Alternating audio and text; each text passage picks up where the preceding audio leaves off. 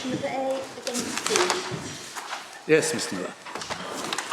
Lords, I appear on behalf of the appellant, who I refer to simply as A, along with Mr. Vassal Adams, Malone and Friends, Mr. Jonathan Crowe, Mr. Jason Coppell appear for the respondent, and Malone and Friends, Lord Panic and Mr. Hickman appear on behalf of Justice as an intervener in this appeal. Lords, this is an appeal against the decision of the Court of Appeal of the 18th of February of this year that the Administrative Court has no jurisdiction to hear proceedings brought by A against the respondent pursuant to Section 7(1)A of the Human Rights Act. A is a former member of the Security Service, and R is the Director of Establishments of the Security Service.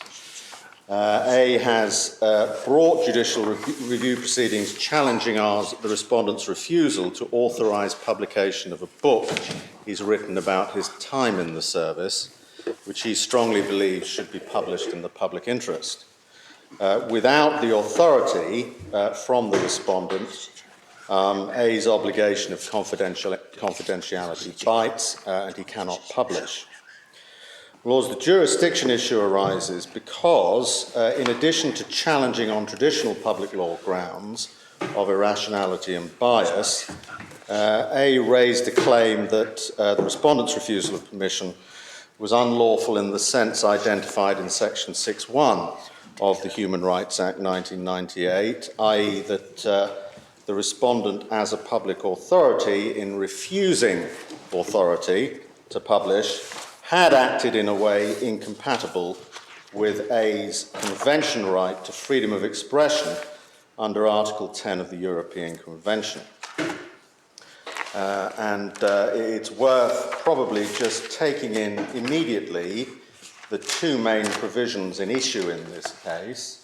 First of all, in the Human Rights Act, in core volume, in Appendix Part 1 in the core volume, page 145, is Section 7 of the Human Rights Act.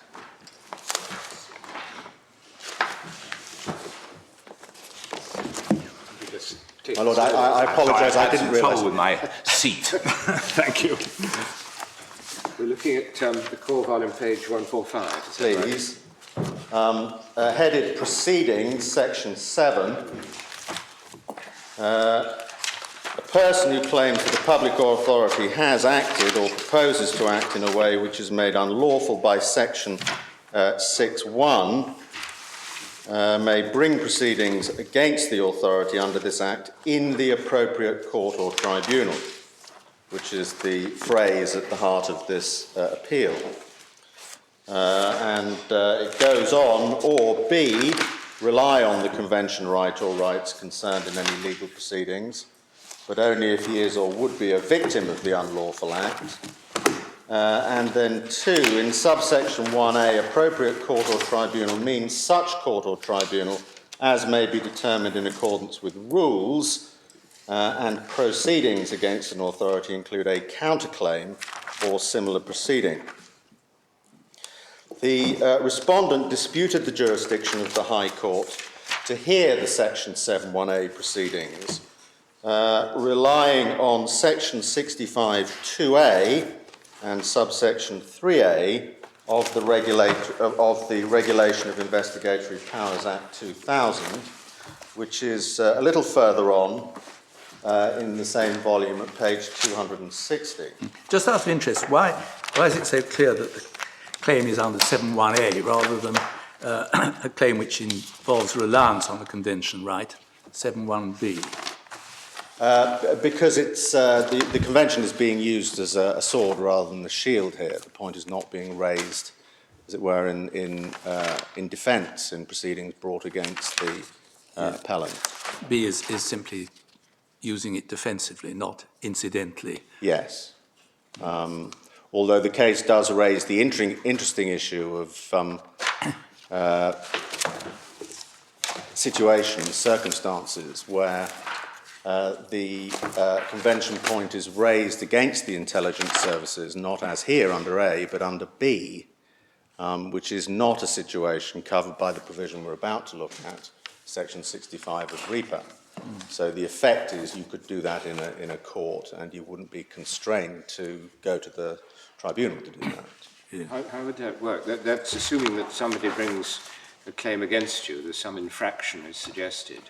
Would that be right? Some other proceedings, and you could simply plead this as a defence? Or perhaps most obviously in the Crown Court. You might take, if there was some criminal proceedings resulting from the activities of the intelligence services, you might take the convention point in your defence at the Crown Court. I suppose if injunction proceedings were brought against you and you said... exactly the same. No public interest, I should be entitled, yes. It would be part of your argument for resisting the injunction application, yes. but you wouldn't be doing it under Section 7(1)(a). And subsection 2 doesn't extend to the situation in 1B.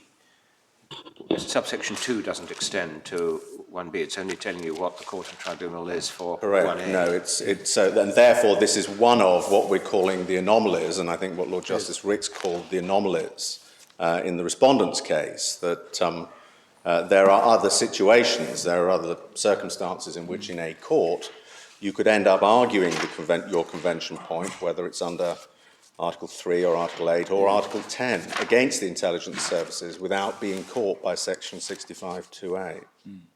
Because you could have brought precisely the same claim before the Human Rights Act, simply relying upon Article 10 by way of argument in support of a claim of irrationality. Exactly. And so it's a little... you don't have to rely on Section 6(1) per se. You're not making a claim for damages. Yes.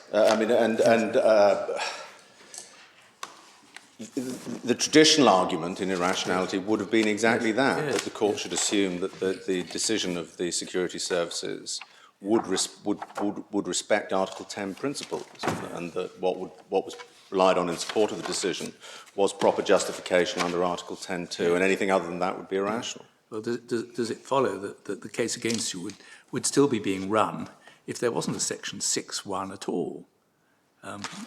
If there hadn't even been a Human Rights Act? Yes. I mean, if there hadn't been a Human Rights Act, then you wouldn't say it was a 7(1)(a) claim, would you? No, because it expressly refers to Section 6(1). Yes. Yeah. Sorry, I'm not following the point. Yes. I wondered whether that was right. I mean, it's been assumed that additional or ancillary claims for pure irrationality, not relying on the Human Rights Act, would be claims which would have to be dealt with in the administrative court's discretion, and they'd be stayed, perhaps. But then it's pointed out other courts don't have a discretion, the county court, for example. But I just wondered whether that was right. It doesn't seem to be a point which anyone has addressed, but, and it may be jumping ahead a little, but if you look at Section 65(2)(b), the jurisdiction of the tribunal shall be to consider and determine any complaints made to them in accordance with subsection 4 are complaints which the tribunal is the appropriate forum.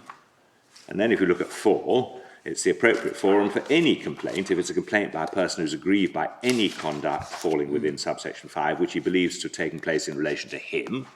Well, it would be such conduct. And all subsection 5 covers almost anything. 5(a) is conduct on behalf of the intelligence services. So why wouldn't actually, if appropriate forum means only appropriate forum, if it embraces courts and tribunals, why wouldn't B sweep up all the other claims? Why is it a matter of discretion at all for the administrative court? The position we've reached in the administrative court is that in the Court of Appeal is that Lord Justice Laws said, well, look, you could, in relation to the remaining claims, you could certainly formulate those as complaints, and that would absolve the admin court of having to decide whether it should hear those cases. Yes, but my point is not question- what no, I the understand. admin court could do. My point is what the distinguishes- statute means. What distinguishes the Human Rights Act claim from a claim formulated? I mean, as a I think the complaint? view is taken that a complaint is something rather different Yes, from an application for judicial review. yes. We haven't incidentally got section 11 on which I think Justice also, or to which Justice also refer. We haven't got that in the core bundle, have we? We haven't got that in the appendix. I don't think so, no. But we've obviously got it somewhere. Yes. Is there a definition of complaint? There isn't the definition of complaint. It's a series of statutory hurdles you have to go through, working from subsection B through subsection 4, Yes. and following the statutory clues through the rest of the section. To 5, but I mean, I asked, I mean, is there a definition of the actual word? I had a feeling there was somewhere, but I'm maybe wrong.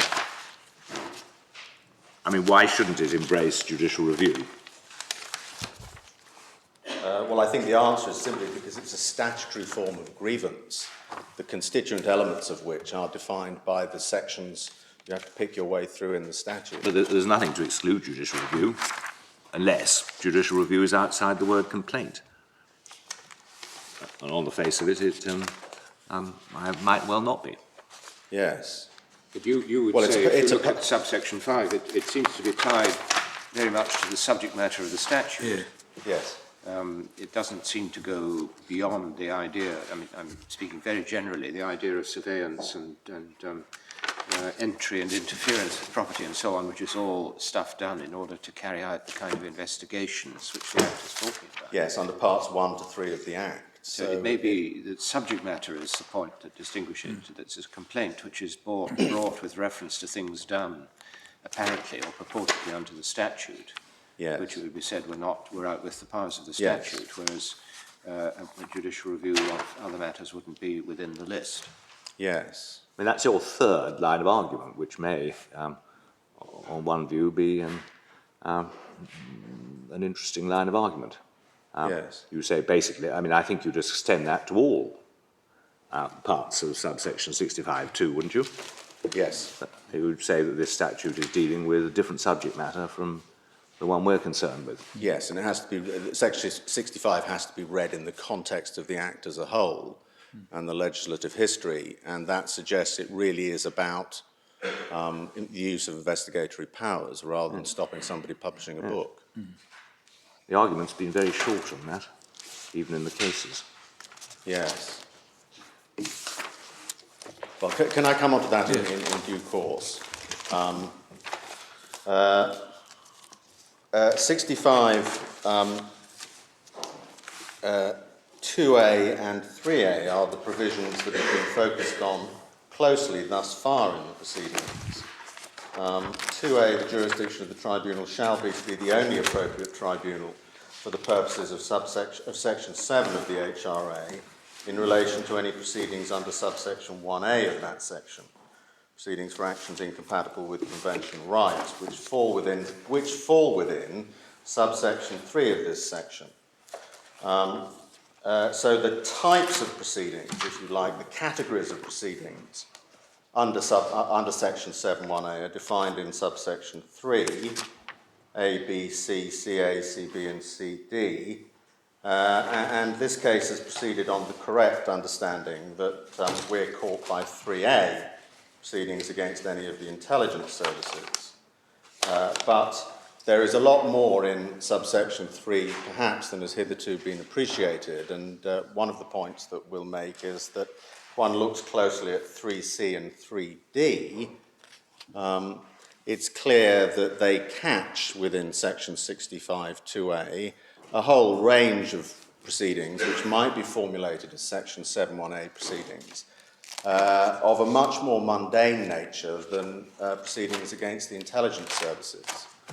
They may catch complaints about directed surveillance by the police, for example, and they may catch complaints about a failure of the safeguarding arrangements for encrypted information, which is dealt with in Part 3 of the Act, which again doesn't necessarily have to have anything to do with the intelligence services.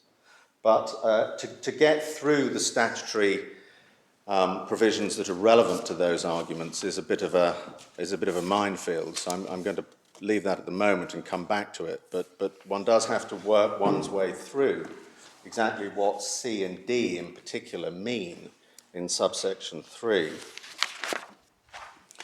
My Lords, in the courts below, the jurisdiction challenge was determined as a preliminary issue, and the judgment of Mr. Justice Collins at first instance is worth considering initially, because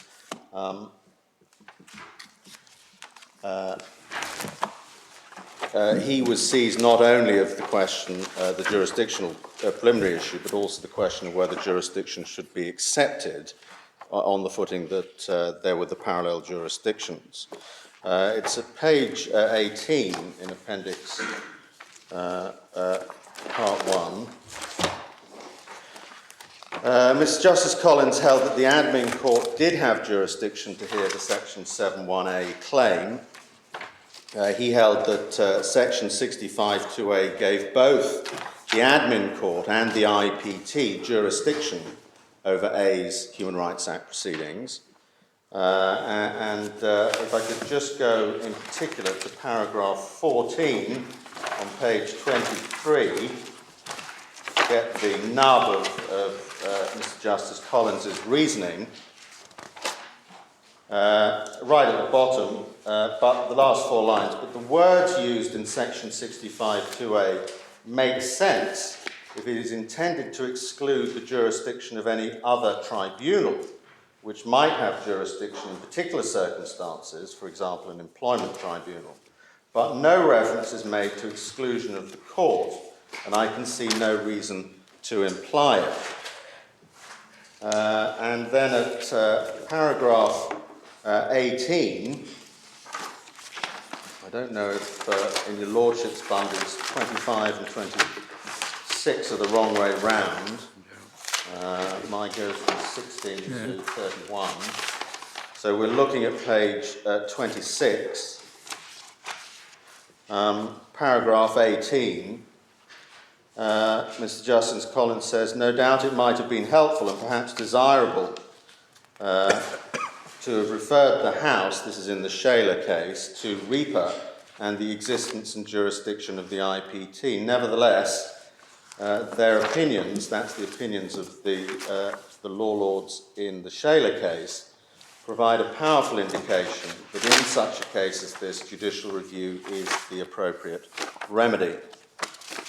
And then at 26, paragraphs 26 and 27, he draws together his reasoning in this way. He says, I have no doubt that claims raising matters in relation to surveillance, interception of communications, and use of material obtained thereby, the use of covert services, the acquisition of means whereby protected electronic data can be decrypted. So those are the activities covered by parts 1 to 3 of REPA, should be dealt with by the tribunal. It is difficult to envisage circumstances in which such claims would properly be dealt with by the court, since Parliament has clearly intended that the tribunal should deal with them. Nothing I have said should encourage anyone who is concerned that his rights have been infringed by any such matters to seek redress through the court rather than the tribunal. Any such attempts are likely to fail, but the circumstances of this case are somewhat different, and although the tribunal undoubtedly has jurisdiction, its procedures are less satisfactory and the issues are wider than those for which REPA specifically required it to be established. Isn't that inconsistent, the reasoning, with the earlier paragraph? I mean, the earlier paragraph says that Parliament hasn't intended to exclude the jurisdiction of the court. This paragraph seems to proceed on the basis that it's clear that the tribunal is to deal with it. Well, I think what's being said is that the admin court would inevitably decline jurisdiction in favour of the IPT. Well, so it's an exercise of a discretion, is it, or what? Well, one of the things that would have to be looked at very closely is whether on the facts of the case, the more restrictive trial procedures in the IPT can be justified, whether the issues that the case raises are such that that restricted form of procedure is required, or whether it's a case that... Is it a sort of forum convenience argument, or what is it? It's a rather more complicated one, that, but I think we're going to go through quite a lot of the arguments in due course, but whether it can be properly tried in the High Court, free of the restrictions, procedural restrictions that apply in the tribunal, and also, as my Lord says, whether, looking at the substance of the claim, whether it falls within that area of regulation of investigatory powers under Parts 1 to 3 of REPA, for which the IPT is a specialist tribunal. What about, I mean, it does seem to be quite a difficulty that you face, that Parliament has contemplated this discretion, which only applies in the administrative court, wouldn't apply if there were county court proceedings, wouldn't apply if there were other proceedings in another court, and has an elaborate procedure for a tribunal, and hasn't really addressed the position in court at all. It does seem rather an improbable interpretation of 65(2)A.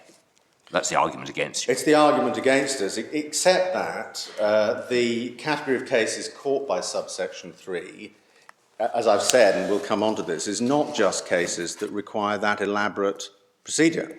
Quite a lot of them are, to put it bluntly, fairly straightforward privacy confidentiality cases.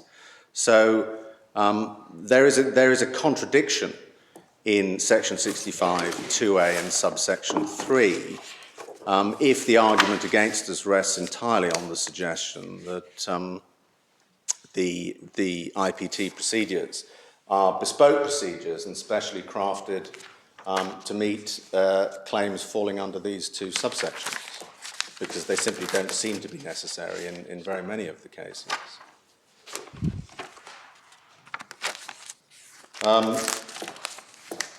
But on your construction, does the conduct complained of, whichever jurisdiction is being exercised, have to be conduct falling within subsection 5?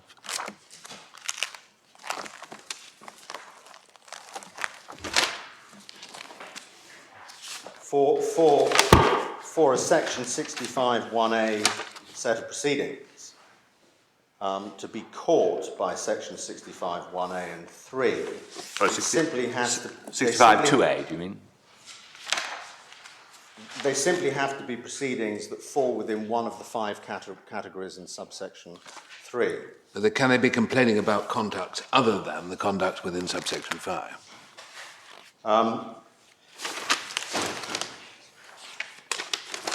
On your analysis?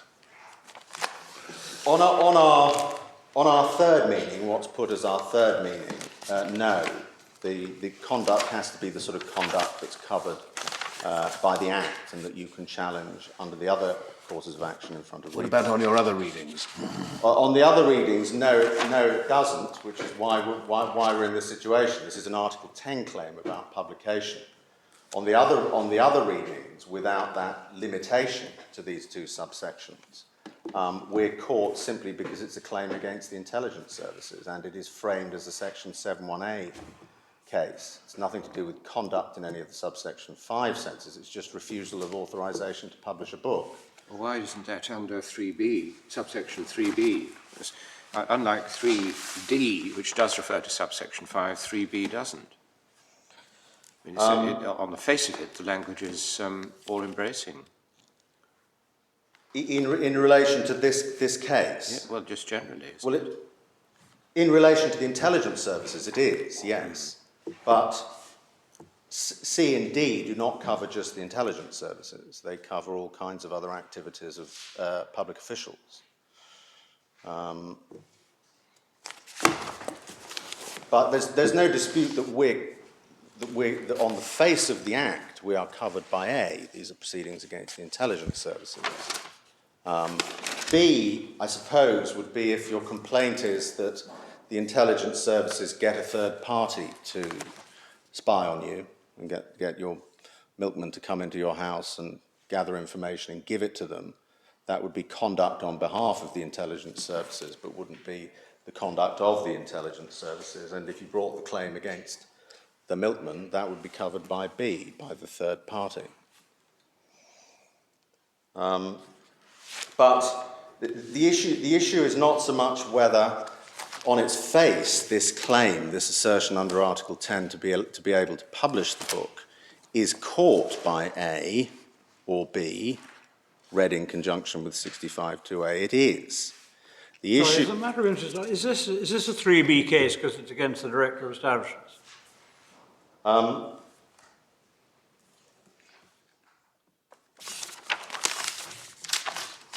Well, I suppose the argument for it being under A, see the judgment of Lord Justice Laws in the Court of Appeal, is that the functions of the security service as a statutory entity or as an organisation regulated by statute are very wide, could embrace a decision not to allow a person in my client's position to publish a book, and therefore the claim falls against the security service. It is just simply a claim against the security service. They aren't the respondent. They aren't the respondent, no. Well, it probably doesn't matter, but I can't see why it isn't actually B. Well, one of the issues that we raised unsuccessfully in the Court of Appeal was whether any claim of this sort is in reality against the Crown. And we pointed out, we lost on that, but we did point out that there were many other people in the position of A, subject to a duty of confidence, ex-special forces soldiers, for example. The point I'm raising. No, it's very difficult to know whether, because the response, it hasn't been of importance thus far because we've accepted we're caught by 3, whether it's under A or B. But I suppose you could say the Director of Establishments, having been sued as an individual decision taker, is a person, and he's taking it on behalf of the intelligence service. Doesn't this raise kind of fundamental questions as to who is a legal person who can sue or be sued, or enter into contracts or the rest of it? Yes. Intelligence services. But they're defined on page 281. Yes,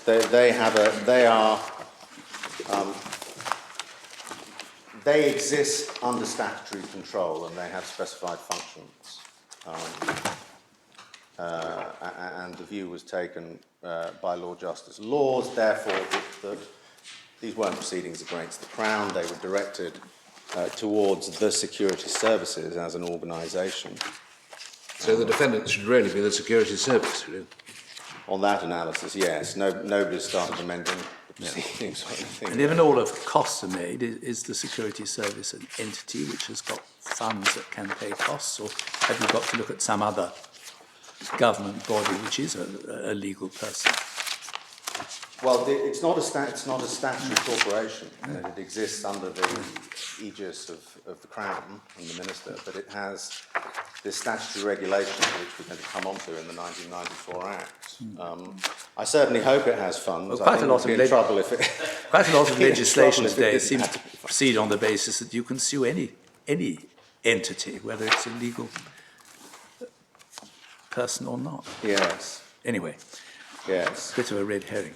Yes. Perhaps. Could I be my personal preference, in retrospect, having argued the point in the Court of Appeal, would have been to have gone against the Crown, but that may be wrong. In view of the way the proceedings have been brought, like Lord Brown, I can't understand why this isn't a paragraph B case. Yes. Because there you are, you've got a person, and the complaint or the proceedings are in respect of his conduct, taking this particular position on behalf of the intelligence services. It seems to fall quite neatly within B. Is there any particular reason why you're struggling to avoid B?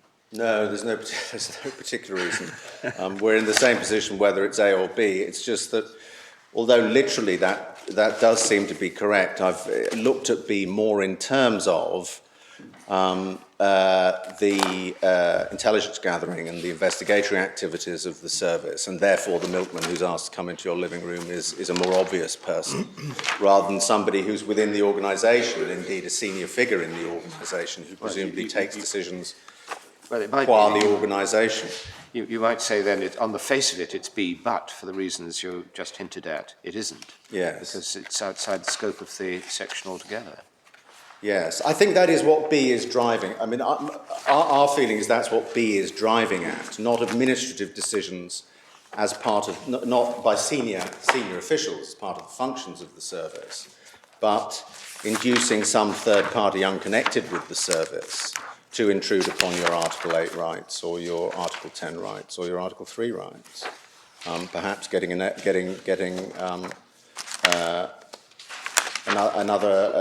agent of another organisation to do the investigating, perhaps something like that.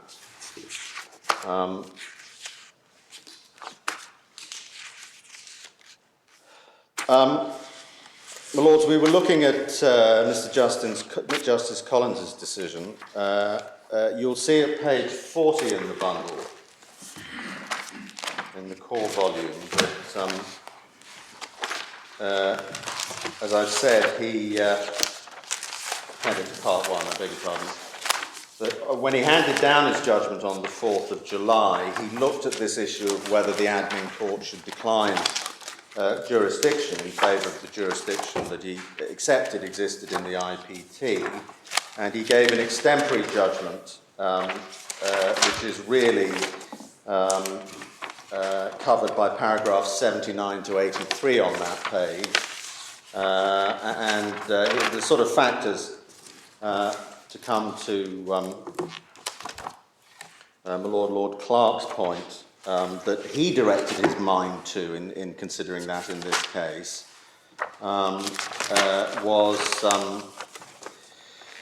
at 80, he thought the claimant himself, and this is a point we take, as an ex-member of the security service, perhaps might not be precluded from seeing or receiving information which would not be made public in the normal case, for example, where a member of the public was challenging in the IPT the use of the investigatory powers of the intelligence services.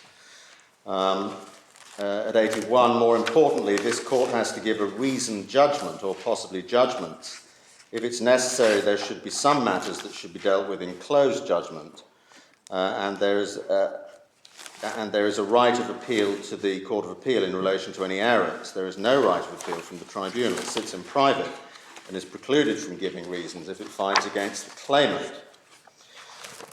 Then he came back to the decision of the House of Lords in Shaler, suggesting that judicial review was the appropriate forum to deal with issues of the sort that arise in this case. And he said at 83, on balance, I'm persuaded that it is right this case should continue in the admin court, albeit it's not impossible there'll be a need for cross-examination of witnesses. The court has to approach this on the basis of a detailed review, this being an alleged breach of a human right. The scope of judicial review is somewhat wider than perhaps is routine in other cases. Both decisions were appealed to the Court of Appeal, that is, the decision on jurisdiction and the decision to accept jurisdiction. And the decision of the Court of Appeal is at page 57.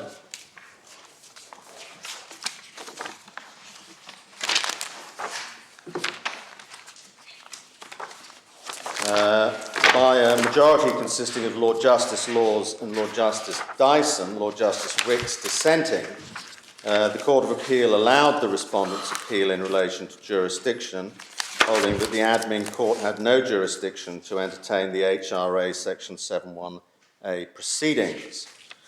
Could I just take your lordships to one or two passages to get the flavour of the reasoning in the Court of Appeal?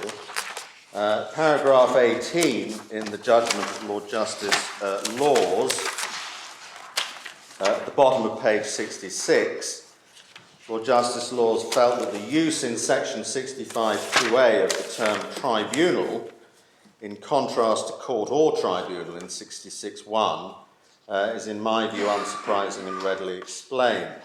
The reference in section 66(1)(a) and (b) is to a court or tribunal, as it were, as the case may be. By contrast, section 65(2), this is the important point, is enacted only in the context of the jurisdiction of the IPT already assigned by that subsection. And the IPT is, of course, a tribunal and not a court. Then at paragraph 22, he dealt with the concern that the director's case might be, in effect, ousting the jurisdiction of the High Court to hear this Human Rights Act case, and says, It's elementary that any attempt to oust altogether the High Court's supervisory jurisdiction over public authorities is repugnant to the Constitution. But statutory measures which confide the jurisdiction of a judicial body of like standing and authority to that of the High Court, but which operate subject to special procedures, apt for the subject matter in hand, may well be constitutionally inoffensive. The IPT, whose membership I have described, offers with respect no cause for concern on this score. And as I have noted, the rules have been held by the IPT to be convention compliant, save for paragraph 9.6, which is the obligation in all cases to hold private hearings, which has accordingly fallen away. And I apologise, he had drawn attention to the fact that the composition of the IPT includes, amongst others, Lord Justice Mummery and Mr. Justice Burton and other distinguished members.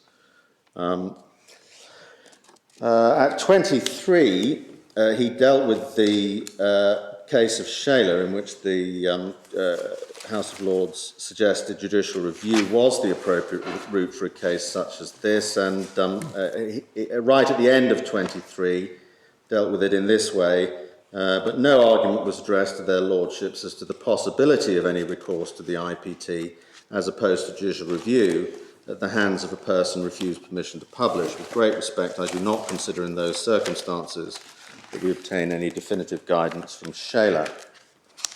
Then Lord Justice Ricks dissenting, on whose observations we obviously rely, at paragraph 33, right at the end,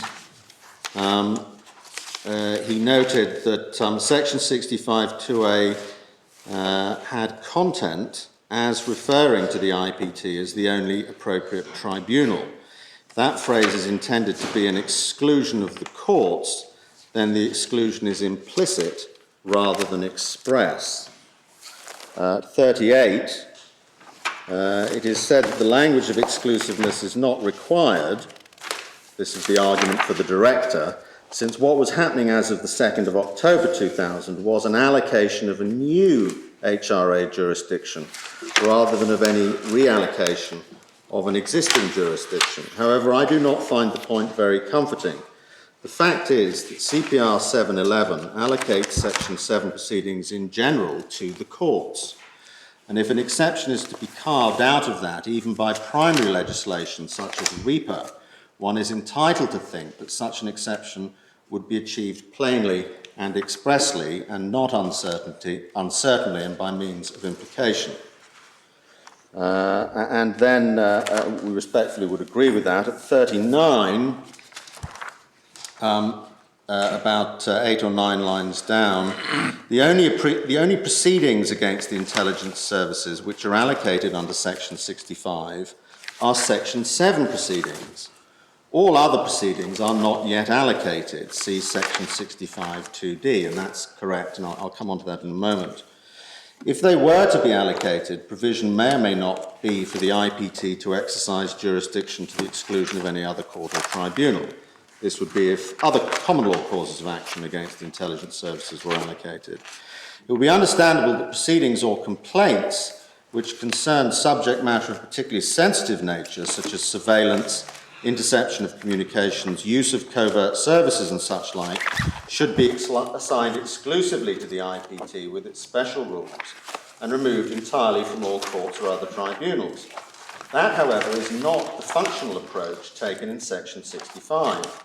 If one asked what is so special about Section 7 proceedings against the intelligence services as to require them, of all proceedings, to be assigned solely to the IPT, to the exclusion not only of any other tribunals, such as the employment tribunal, but of the courts as well, there is no ready answer. Certainly none has been suggested. In relation to the employment tribunal, could we just go back to paragraph 33 of this Yes. judgment? And the second half of that, it is common ground that there is another tribunal before which, but for Section 65(2)(a), a claim, etc., might have been brought. Well, how could a claim have been brought before the employment tribunal unless there was a rule of court that permitted it, Yes. which there isn't? I'm not sure that, I agree with that. I mean, we can see the rule of court in 34. A claim in respect of a judicial act must be brought in the High Court. Any other claim under section 7.1a that may be brought in any court. Now, Yes. does in any court include tribunals? It doesn't. No. I think the employment tribunal hair, which ran through the Court of Appeal hearing, may be a bit of a, if I mix my metaphor, maybe a bit of a red herring or a red hair, or whatever the appropriate metaphor is. It's not one that we're chasing anymore. No, I mean, actually, there is power, isn't there, under 7.9 to appoint tribunals, and indeed a tribunal, certainly in the shape of two, I think, the prescribed organisations appeal commission, Yes. and thereafter SIAC, Exactly. have been prescribed and are therefore, but it's a mistake as to the employment tribunal. They haven't actually been. Exactly. There were never rules made under 7.9 saying a claimant in an employment tribunal can run a section 7. Right. So actually, I mean, it's a mistake, and it's a mistake in various passages. Lord Justice Laws is wrong at paragraph 20, and Lord Justice Dyston is wrong a little later on, where he makes the point too, I think in 42. Yeah. But it's a mistake, at least, which both sides of the Court of Appeal made, both judicial and the advocates. So everybody made it, but it's not correct. It was never your strongest argument anyway, was it? I'm so sorry? It wasn't your strongest argument anyway. No. The exercise of trying to identify another tribunal as at the 2nd of October that got jurisdiction under section 7.9 is not a profitable one. We can't find one. So the effect of section 65.2a is general and declaratory. It's not targeted at any other specific tribunals that had jurisdiction at that point. In the paragraph 40 of the judgment of Lord Justice Ricks, he also comforted himself, as he put it in the middle of the paragraph, with the fact that their lordships in Shaler, even though the Reaper point was not an issue, saw no particular difficulty in suggesting judicial review as a suitable means by which a former member of the Security Intelligence Services could challenge a refusal to publish. And he makes the point, nor was that a mere matter of passing comment, it was the ground upon which their lordships demonstrated that the author had a remedy in the courts, whereby he could seek a ruling by way of judicial review. The interference with the right of freedom of expression was greater and could be justified on grounds of national security. And again, we agree with that. It was the entire thrust of the Shaler case that it was a suitable forum, the High Court in judicial review, to look at the sort of Article 10 issues that are raised. I mean, are you asking us to say that Shaler would have been differently decided if their lordships of that era had thought that it would have to be dealt with by the IPT rather than by the administrative court? I don't know what the answer to that is. I don't know.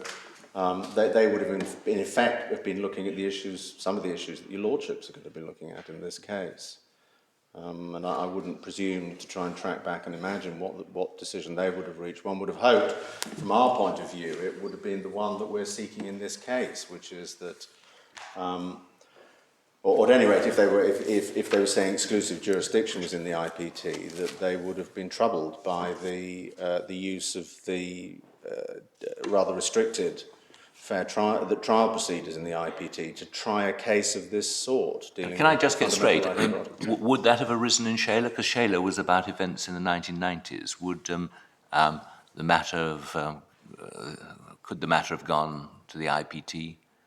Shaler made his disclosures in 97. So Yes. if Shaler had done what he should have done, rather than just making the disclosures to the media, and done what my client has done, which is to seek authorisation from the service, and that had been refused, and therefore he'd been in the position of my client, he would have been in that position in 97 or 98. So in which case he could have run a conventional judicial review. But surely the issue in Shayla was whether he did or didn't, as at the date the House of Lords was seized of it, have a public interest defence. Wasn't that the question? Oh yes, it was, under the Official Secrets Act. It came from the preparatory hearing in the Crown Court. And I think, I was in the case, my recollection may be imperfect, but I think what we were trying to do was to see, given the law as it was at the time when the hearing was taking place, how the situation might be viewed in Strasbourg, and therefore, bearing in mind the judicial review is regarded with a little suspicion. We were trying to expand a bit to explain why we thought it was suitable. Yes. It would have been a much tougher task, I suspect, if we'd had to explain that the IPT was a suitable vehicle for this. Yes. It didn't occur to anybody, as we can see, to face up to that challenge. No, it wasn't argued that although in 2002, when the case was before the House of Lords, obviously it was an argument that could have been raised on the law as it was at that time. Exactly the same argument could have been raised then, but it wasn't raised on behalf of the state in Shayla. It was accepted that if there was to be an Article 10 challenge, it would be in judicial review. I do apologise. I was trying to give a literal answer to my Lord Mance's question on the basis of the chronology of events in Shayla. Shayla would simply have never been in the position of A, because the Human Rights Act wasn't in force, when he might have been seeking authority. No, but he didn't. Can I just raise another point on Yes. Lord Justice Ricks's judgment, paragraph 38, where he treats CPR 7.11 as a sort of primary rule, and says that if an exception was to be carved out, even by primary legislation, one would think that would be done plainly and expressly. Does that actually work on the facts? Because the regulatory the RIPA went through Parliament, and it received the royal assent on the 28th of July 2000, so it was given law by then. The Civil Procedure Amendment Rules, which introduced 7.11, were only made on the 22nd of July. They weren't laid before Parliament until the 2nd of August. Yes. And so, I mean, it seems most improbable that they were regarded as a given by the legislator at the time that RIPA was going through Parliament. I don't suppose that they were mentioned, but they certainly weren't in force. They were. Yes, well, one can see that point, but equally the net effect of the respondent's argument is that the supervisory jurisdiction of the High Court is barred by Section 65(2)(a), and in terms of construction of Section 65(2)(a), we would say normal principles apply. That is adverse to my client in this case, because he's denied a flexible procedure for the trial of his case, for all the reasons we're going to come on to. And therefore the court should be very slow to read Section 65(2)(a) in a way which bars his access to the supervisory jurisdiction of the High Court, which he feels is more favourable to him procedurally. And one of our points is you really just don't get out of the wording of 65(2)(a) anything that's a clear statement by Parliament that a man in my client's position should be denied the opportunity of invoking the supervisory jurisdiction of the High Court. My Lords, to move on then to Lord Justice Dyson, and therefore complete the thinking in the Court of Appeal.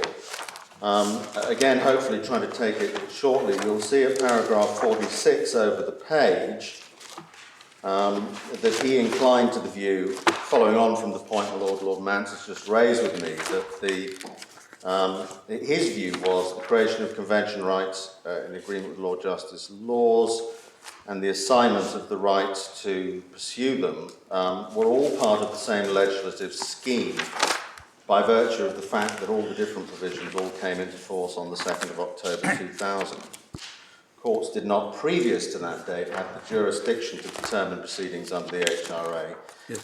No question of ouster can therefore arise. This comes back to the point I raised at the outset about whether this is really a 7.1a claim. If you look at the claim itself, it's no reference to the Human Rights Act at all.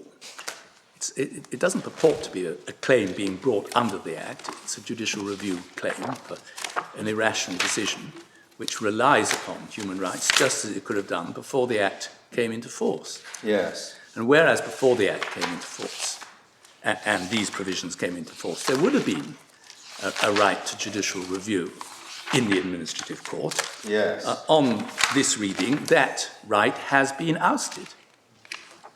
It's exactly the same claim that could have been brought before. It's not per se a claim that can only be brought because of Section 6.1. There's no reference to Section 6.1. Anyway. Yes, no, but the case has been argued thus far on the basis of Section 7.1a case. Yes. The judicial review application, page 13 in the appendix part 1.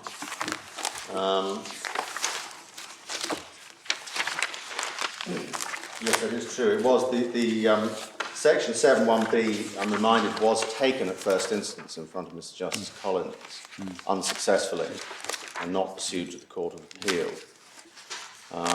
I don't think it, I mean, the argument wasn't put in exactly that way. I don't think that Article 10 could have been invoked in any event in the judicial review proceedings on a traditional judicial review before the Human Rights Act.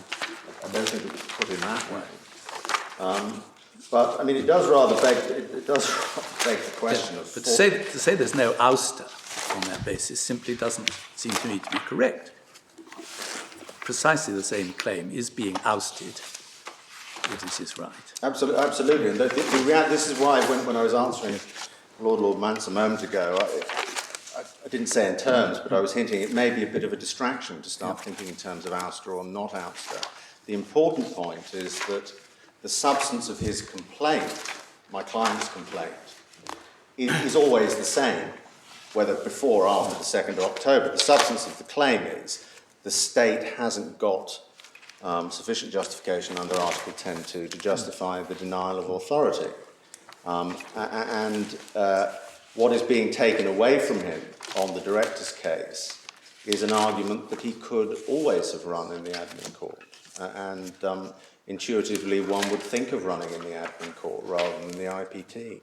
So, I mean, there are, so to speak, two aspects to the ouster argument. One is that it's an ouster of the court's Section 7.1 jurisdiction expressly conferred by Order 711 or whatever it is, by the rules made under Section 711. That's one aspect. But the other, which is a slightly different one, which I think is my Lord Phillips in the chair, is that it's an ouster not of a Section 7.1 right to go to the court, but an ouster of a pre-existing common law right to go to the court. And we better make sure which one we're talking about at any given point, because they're very different arguments. They're very different arguments, and that's why I've been trying to talk about the end result, which he had barred from the supervisory jurisdiction of the High Court over an act of the executive in an area where he wants to invoke a fundamental human right. But I mean, highly pertinent to the second of those arguments is Section 11 of the Human Rights Act, which, as I say, Justice refers to paragraph 61, nobody else, I don't think, refers to, and isn't actually in our appendix. But perhaps we ought to look at it. We'll get a copy as soon as we can. Well, haven't we got the Human Rights Act except in the appendix? It doesn't appear in the authorities, unfortunately, no. Well, if you just add in Section 11, you've probably done all we will do. We'll do it as soon. It's set out, as I say, actually, in Justice's case, paragraph 61.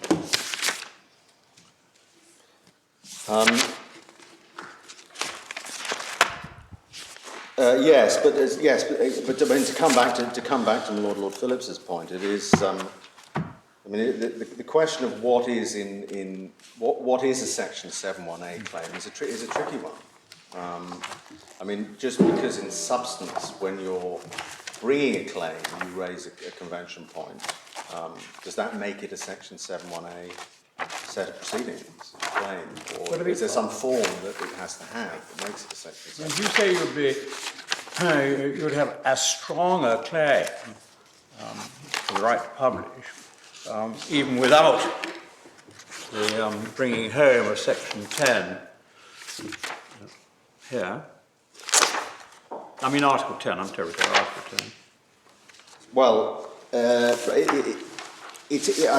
I understand it, it's easier, as I've understood the Act, it's easier for the admin court after the Human Rights Act, as Mr. Justice Collins says, to look at the facts, to balance the facts, and in effect think through the Article 10.2 stages on the evidence before it, rather than standing back and saying, well, all we're really doing is scrutinising or supervising a decision of the executive. It's rather more interventionist and active because of the need to avoid the risk of a human rights breach. But whether in substance there was any different to the way the court would have done it before October 2001, one doubts in a case of this sort. I mean, one often loses sight of the fact, and one tends to do in this case, that at common law, you're free to publish whatever you can unless the state prevents you, unless there's a law that prevents you. You can publish a book, I mean, in common law terms. Is there not a constitutional right to publish a book unless there's a valid legal reason for stopping you? Is your position the same under the terms of the contract? In relation to? In relation to publication? Under Article 10, it is, absolutely, yes. I mean, the issue is a higher one than that, as it were. The end result of the contractual arrangement and the possibility of waiving it and granting authority is that we are in a situation where the state in the form of the respondent, has control, as it were, over our free expression rights and can say yea or nay. And therefore it's a classic interference with the Article 10.1 right to say nay. But you say under the contract, they will be bound to waive the rights they would otherwise have if it would be disproportionate to exercise them, having regard to Article 10, for example. Yes. I mean, the existence of the contract means that the measure adopted against A's free speech rights is prescribed by law. To look at the second stage in Article 10.2, we would accept that. There is an accepted and foreseeable and predicted legal framework for individuals such as my client, which requires them to get the authority of the intelligence services to cut a hole in the obligation of confidence to allow the information in that book to be published. But that's just the framework in which the state takes the decision.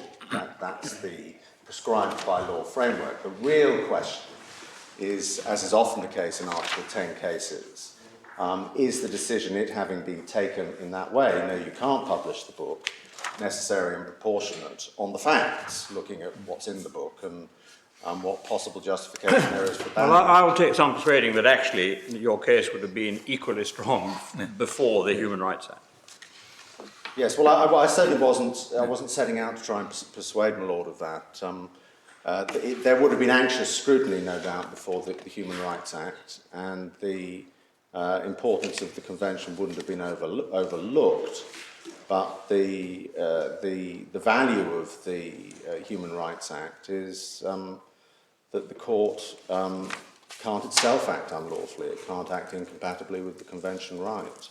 But the obvious example of a 7.1a claim would be a claim for invasion of private life, which there wouldn't have been a cause of action for that prior to the Human Rights Act. No. And that brings us straight into the relevant context. Yes. That what people were normally going to be objecting to is intrusive surveillance. Yes. And so the Human Rights Act has given rise to a cause of action in relation to that which wasn't there before. Yes.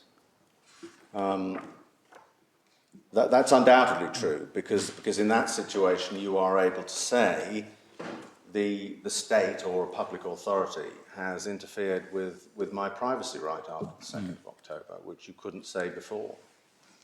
Yes. There was no claim, if you like, of that sort, an equivalent claim of that sort under Section 7. 1A, or anywhere else in our law. And it's true that most of the substance of most of the complaints about investigatory powers will be about invasion of privacy. I mean, 99.9% of them, if framed as Human Rights Act claims, will be about the use of the investigatory powers in a way that interferes with somebody's privacy as defined under Article 8. That's one of the unusual features of this case, one, of course, that we say that means we should be heard in the court. It's a case about publishing a book. I mean, does that marry with your third construction? I mean, are you able to say that actually 65(1)A only bites in respect of claims which couldn't have been brought before REPA and are now being brought in respect of surveillance and interception powers, creating Article 8 rights that never existed before? I mean, is that where you actually draw the line?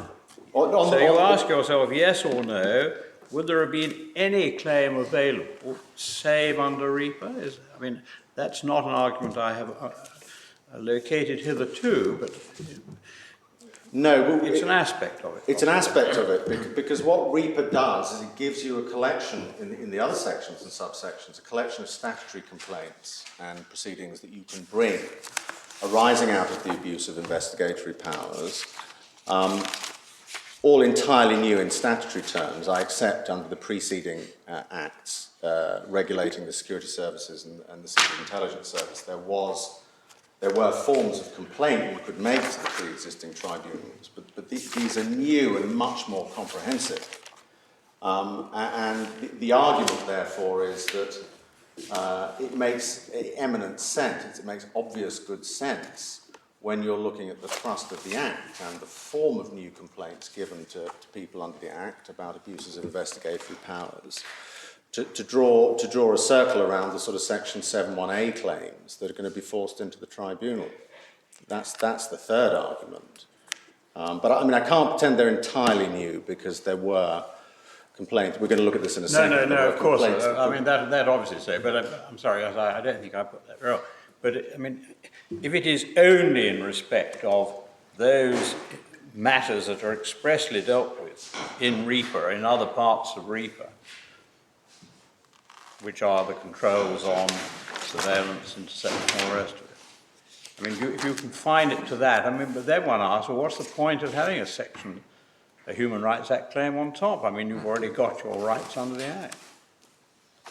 Yes, well, that's another bit of a vexed question as well. And if one looks at the decisions of the IPT, you see people doubling up in substance the same complaint and framing it, as it were, in the alternative as a Section 7(1)A claim, when it's obvious that the substantive complaint available to them under the remaining provisions of the Act is tackling the same mischief, which is the invasion of their privacy and the fact there wasn't proper justification for it. But one supposes it's there because there may be, around the outer edges, cases where you would have to frame it as a Section 7(1)A claim, because you can't exactly get it within the narrow confines of the other statutory complaints that are available to you. But it just seems wrong in principle to read on our third meeting, to read Section 65(2)A as covering all sorts of other Human Rights Act claims that might be brought against the intelligence services. For example, not just under asserting Article 10 rights, but for example asserting Article 3 rights. I mean, if you were complaining that they'd been privy to torture, obtaining an interview through torture or something like that. I mean, it's really not something that's dealt with at all in this statutory regulatory regime, a much wider question. And the question is, why should you be forced into the IPT in that sort of case?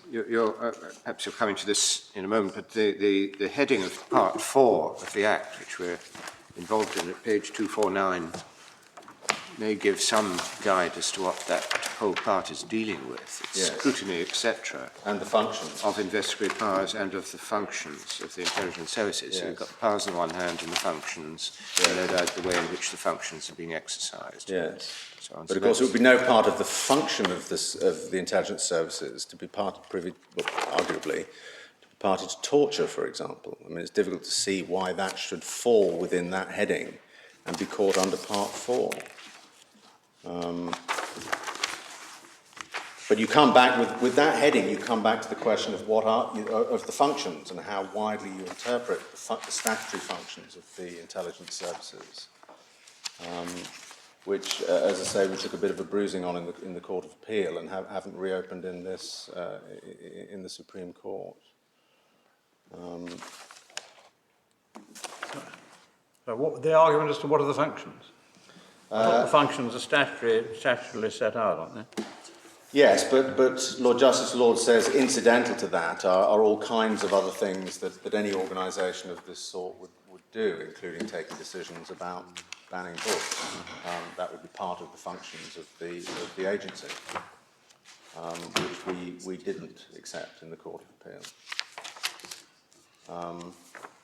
But the functions are, it's fair to say, the functions in the 94 Act are specified in fairly general terms, at quite a high degree of abstraction. It's not a very long act. It doesn't have a lot of detailed provisions about what the functions are. They're more, as it were, objectives to be achieved, overriding objectives. I mean, functions isn't the reason why your torture example would fall outside Section 65(2)(a), is it? It would just fall outside it because it wouldn't be a Human Rights Act claim. It would be a common law claim, wouldn't it? Well, it might be framed as a Human Rights Act claim. Yes, it might be. It might be framed as a damages claim. If it were framed as a common law claim, then you'd get the question in a rather highlighted way as to whether that was a complaint. Yes. Well, and I take your point that it isn't what you would ordinarily describe as a complaint. It's not what you'd ordinarily describe as a complaint. And then, of course, you're in Lord Justice Ricks's line of thinking, which is if you frame it as a common law complaint against the intelligence services, you can bring it in the courts. What's so special about framing it as a Section 71A claim?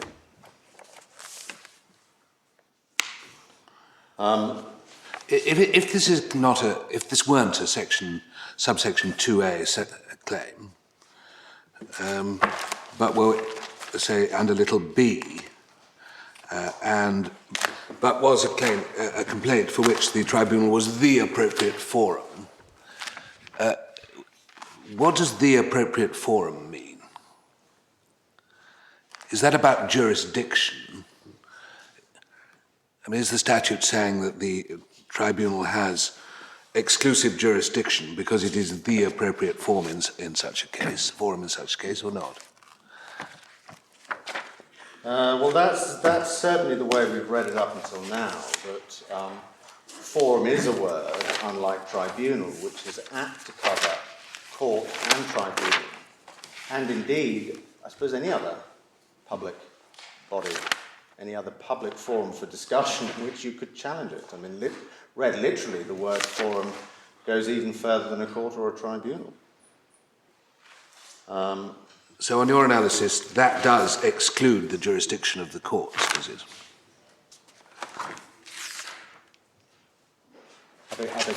On your analysis, such a case would exclude the jurisdiction of the courts? Yes, and in contradistinction to the 2A claim, where the words are only appropriate tribunal. And we're going to explain in a moment what as a matter of construction, we say that means. Yes, but it certainly doesn't embrace court or tribunal. I mean, can I put an alternative problem about that view? If appropriate forum in B means exclusive, then it looks to me pretty clear that C is also exclusive. It's because it's a very special type of issue which could only be brought before a tribunal which was given authority to deal with it, and that's the authority under C. When you come to D, which is a sort of sweep-up, the draftsman has felt it necessary to provide in Section 66 that the sweep-up may or may not be accompanied by an exclusion of the jurisdiction of any court or tribunal. And that's understandable in the case of a sweep-up. You might not be clear that you wanted to confer exclusive jurisdiction, but it does rather suggest, doesn't it, that the first three, A, B, and C, would all have been regarded as aspects of exclusive jurisdiction. No, I must say we've rather read it the other way, which is that I think it's 67. 66, I beg your pardon. What D is saying is, look, you could take, let's focus on 3A, the claim against the intelligence services. You could take the common law claims, for example, against the intelligence services, if you're the Secretary of State, and if and when this is in force, make an order and say the IPT has jurisdiction over those claims. What section 66(1)A says is an order of that sort, giving jurisdiction over those other forms of proceedings against the intelligence services, may, note the word may in subsection 1A, provide for the tribunal to exercise jurisdiction in relation to that matter to the exclusion of the jurisdiction of court or any tribunal. It doesn't have to. That's very odd, because there's no power to give the tribunal, on your argument, exclusive jurisdiction over human rights claims. You could take the other common law claims and you could say that these ought to go to the tribunal, but you, on your argument, could never take a section 65(2)A claim and give exclusive jurisdiction to the tribunal, because D only deals with other such proceedings.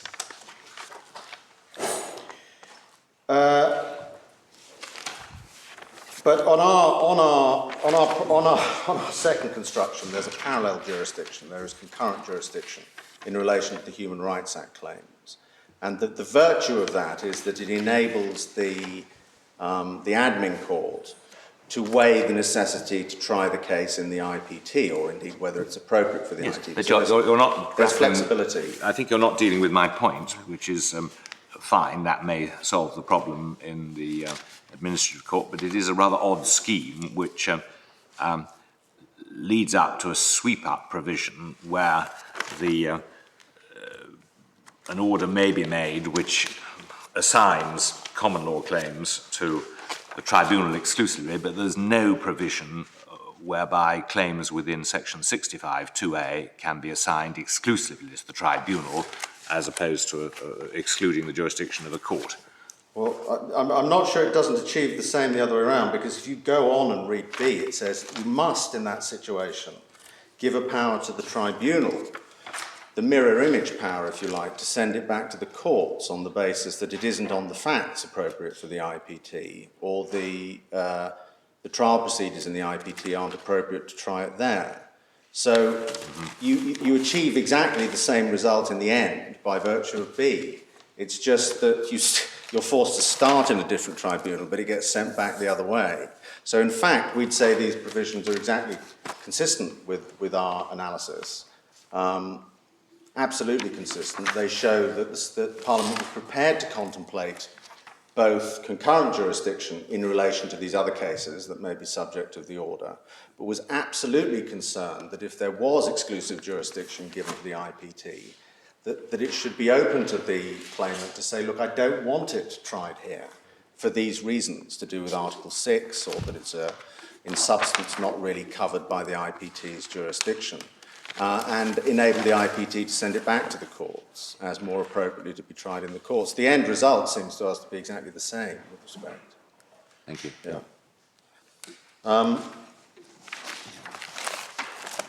We haven't done justice, I'm afraid, to Lord Justice Dyson yet by completing his having the look at his judgment back at page 57 in Appendix 1, Part 1.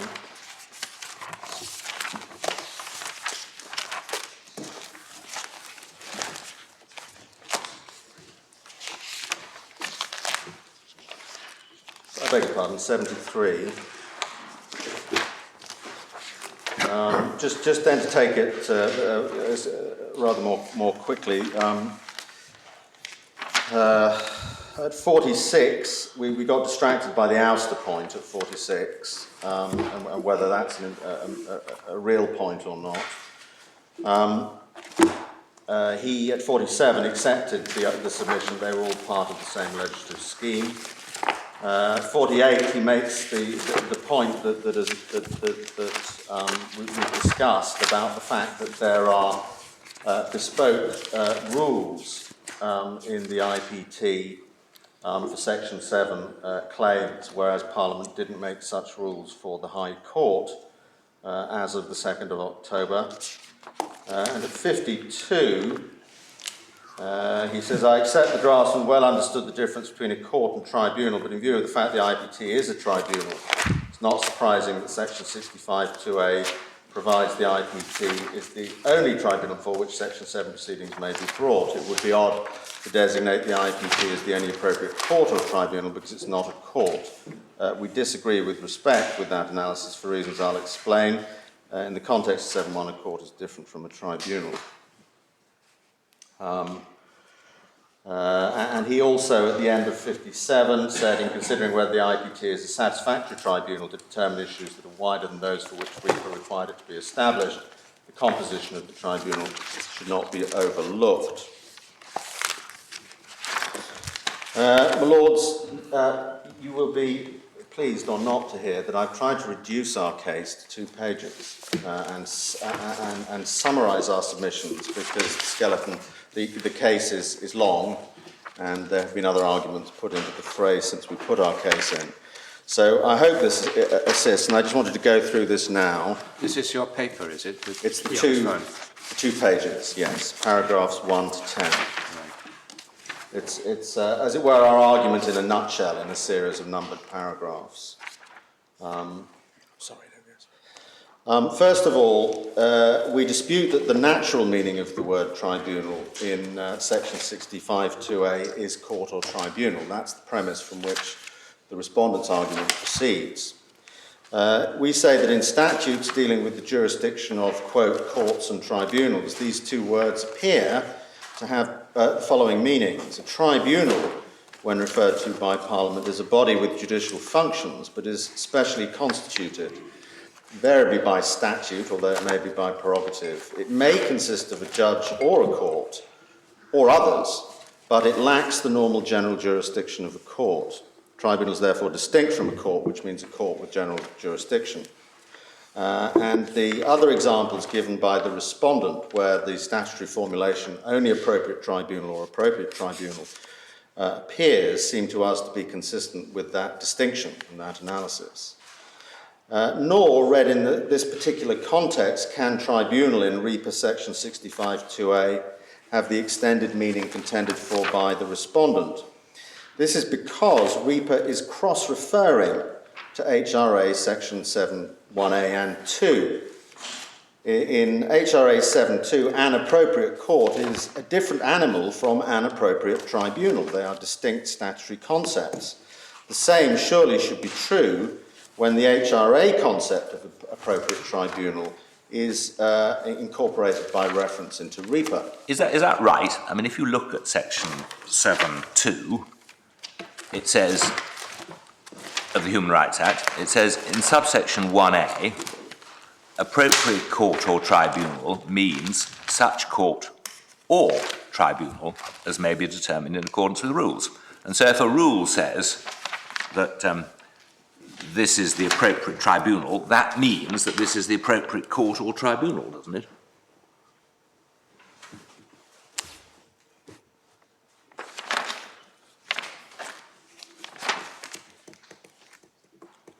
Well, but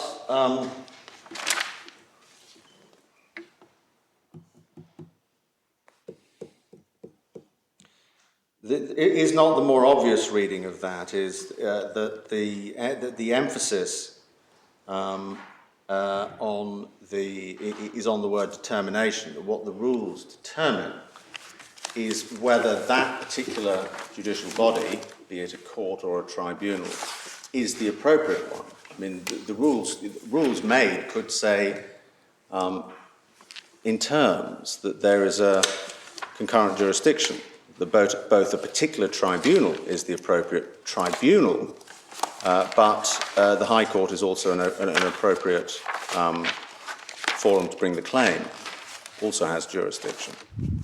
The word tribunal isn't defined in the Human Rights Act, is it? No.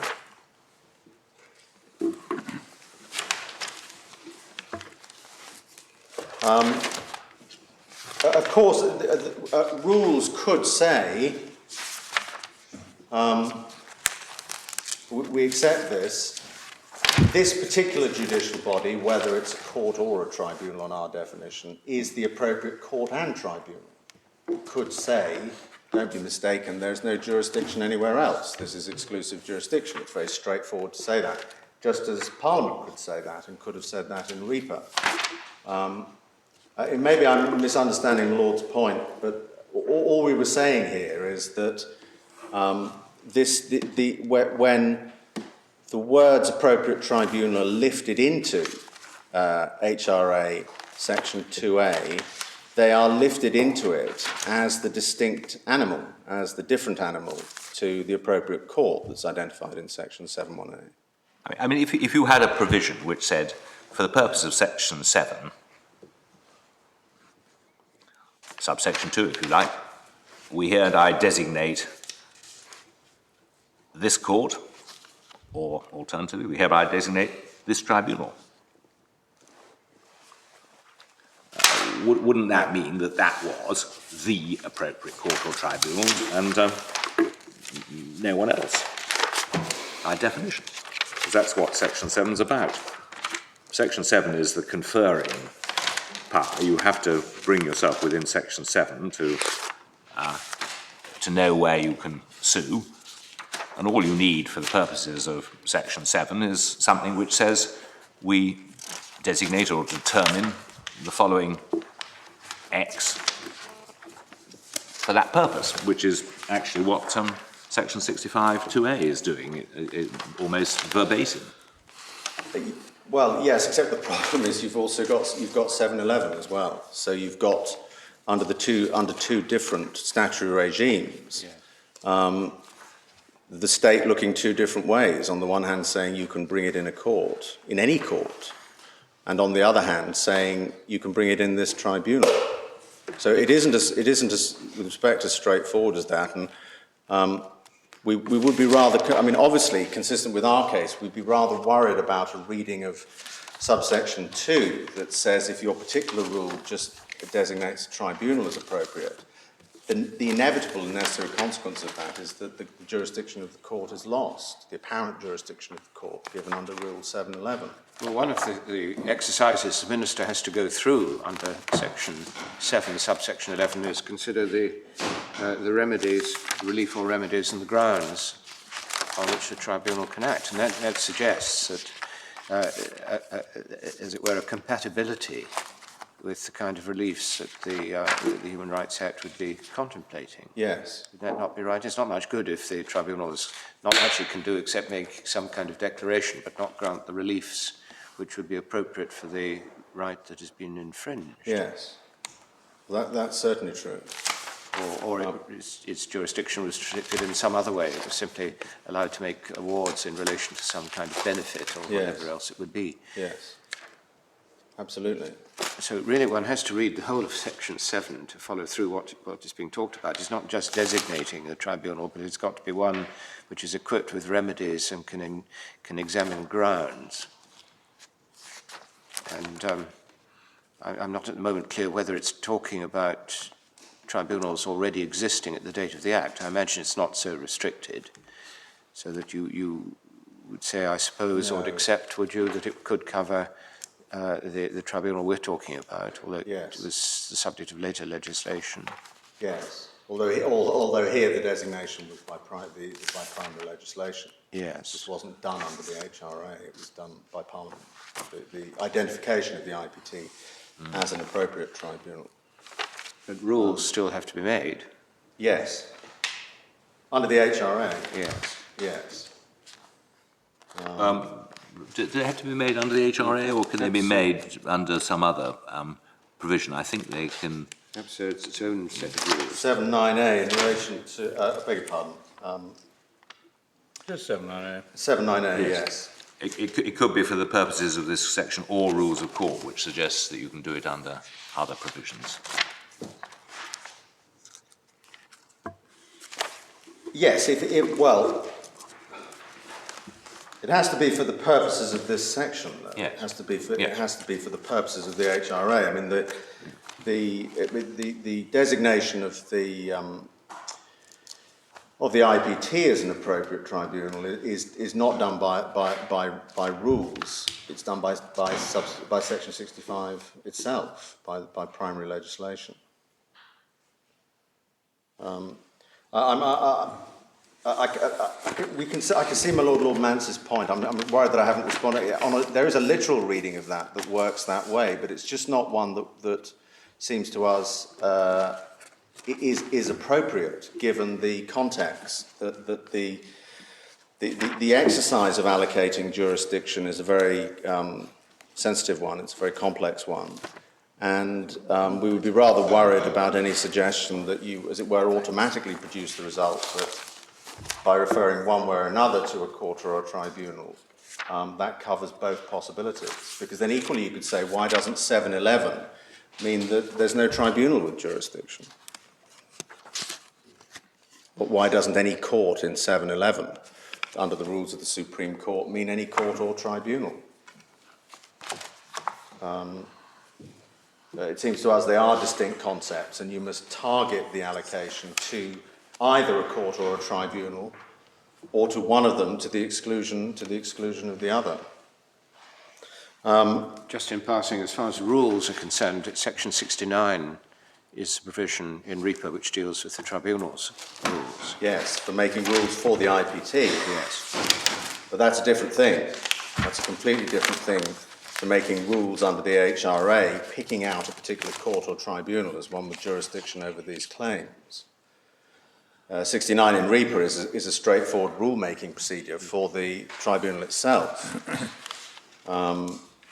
This is, I think, as Justice has put it, this is when you do it under the HRA, it's a question of some constitutional significance. Which court or tribunal do you give power to decide complaints of Human Rights violations?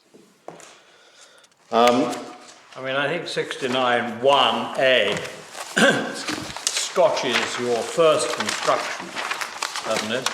The first construction, which I don't think you certainly haven't, I think, pursued before us, but is that it doesn't confer, 65(2)(a) doesn't actually confer Human Rights Act jurisdiction at all. It really limits. So you're not pursuing that? We're not pursuing that. Well, I'm not surprised. Well, I was told many years ago when I was a pupil by George Carman, no less, the best way to run a case was to have 3 points, to give the first one away before the case, at the start of the case, to give the second one away in the course of the case, and say, therefore that proves that my third point is the right one. So I'm following that injunction. So which are we left with of your We're left with, of the constructions, we're left with 2 and 3. Oh, we've still got 2 in play. We've definitely got 2 in play. I wouldn't tell. I always thought the best way was to persuade the court that there's a fourth. There is a fourth. Section 3 of the Human Rights Act is our 4th point, but we leave that right until the end. Paragraph 3 we just dealt with, which is the incorporation of the statutory concept.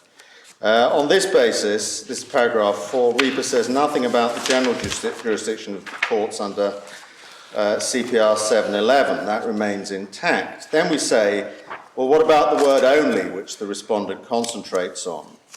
It doesn't seem to us that should be read to give the following words, appropriate tribunal, the unnatural meaning, or what we say is the unnatural meaning for which the respondent contends.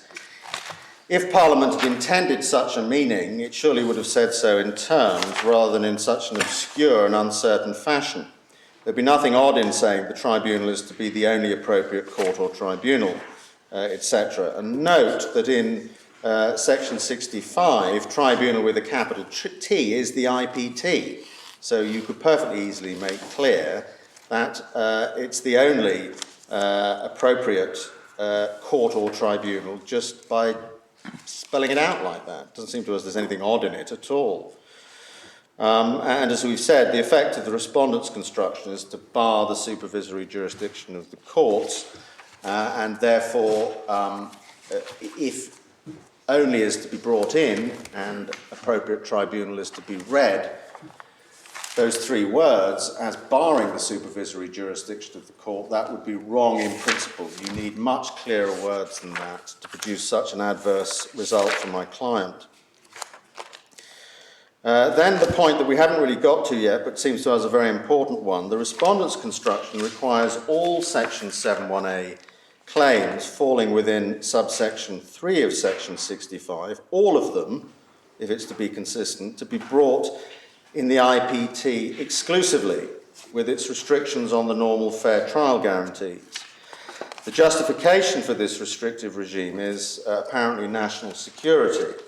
But many of the Section 71A claims which might be brought under subsection 3C and D will simply not involve any considerations of national security at all. They may be routine privacy or confidentiality complaints against defendants other than the intelligence services, including most obviously the police. So we say this is a fatal flaw in the Respondent's argument. And I wonder whether I might make good this point, as it were, out of turn. It might be the efficient way to do it, and just look now, while we're concentrating on it, at C and D in subsection 65. Subsection C is about section 65(4) of the Act, which is in part 3. Sorry, we're looking at section 65? 3C. 3B, thank you. 3C, I beg your pardon. We're now down below the list of cases involving the intelligence services. These are, remember, cases that on the Respondent's case have to be brought in the IPT for national security reasons. Now, 55(4) is in Part 3. Part 3 deals with with encrypted information, and in effect says, look, if a public official has encrypted information and knows of the person who has the key that can turn it into readable information, you can go to a judge, to a circuit judge, and get an order requiring the person with the key to give you the key so that you can turn the encrypted information into readable information. And that is called a Section 49 order. So if one just turns back to 233, you get that principle being set out in the section headed Notices Requiring Disclosure. And obviously the important one is 1A. Sorry, just give an example. When would this arise? Well, let me do it by reference to the wording of the statute. It's probably the best way to do it. This section applies where any protected information has come into the possession of any person by means of the exercise of a statutory power to seize, detain, inspect, search, or otherwise to interfere with documents or other property, or is likely to do so. So it could be the police. Let's just say it's the police, and when they come into possession of material that's encrypted. If you turn over the page, 2, subsection 2, with any person with the appropriate permission under Schedule 2 believes on reasonable ground the key to protected information is in the possession of any person, then you can go and get a notice under subsection 4. Perhaps we'll just look at Schedule 2 because it's important. It is a bit of a... It's a judge. It's a judge. Schedule 2 is page 294. Persons having the appropriate permission. In England and Wales, it's a circuit judge, or a circuit judge. In Scotland, a sheriff. In Northern Ireland, county court judge. So that's the person empowered, and the test that person applies under subsection 2 is, are there reasonable grounds for believing that X, some other person, has the key, and that it's the test for the imposition of a disclosure requirement in relation to the protected information is met, that it's necessary on grounds specified in subsection 3, or for securing the effective exercise or proper performance of any public authority, any statutory power or statutory duty. So pretty wide. 3, a disclosure requirement in respect of any protected information is necessary on grounds falling within this subsection. If it's necessary, note, not just in the interest of national security, but for the purpose of preventing or detecting any crime at all. So again, very wide, and even in the interest of the economic well-being of the United Kingdom. You can then get a notice under 49(4) imposing the disclosure requirement in respect of any protected information, and that gives the recipient of the notice the information you'd expect them to get about why they're being asked or compelled to make the disclosure.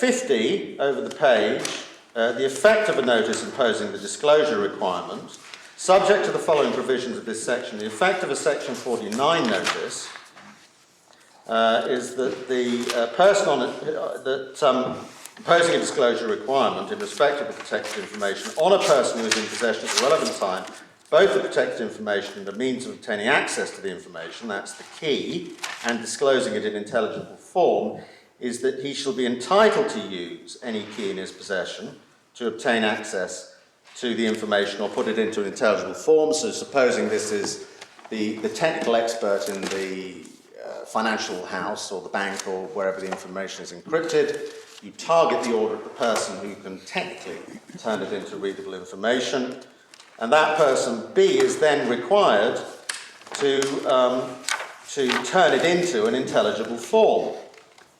That's the effect of the notice. 55, which is the section referred to in subsection C, is at page 244.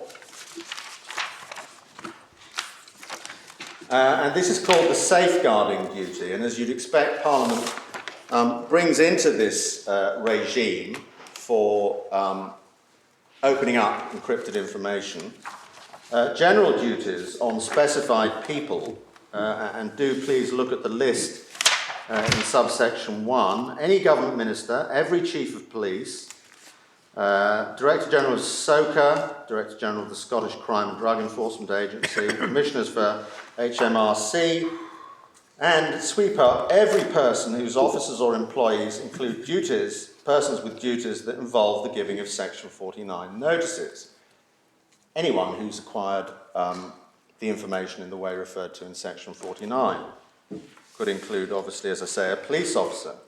Subsection 2 then puts into place a series of safeguards for the operation of this regime, as you'd expect. And again, the main one is 2A, that any key disclosed in pursuance of a Section 49 notice is obtained for obtaining access to or putting into an intelligible form only protected information in relation to which the power to give such a notice was exercised. So you can't use the key to roam around all the other encrypted information of the bank or the finance house or the private individual who's encrypted it. And if you read down the list, you can see it's got all the other safeguards you'd expect. You've got to keep the keys safe and so on, so forth. Then we come to 55.4 over the page, which is the subsection referred to in C.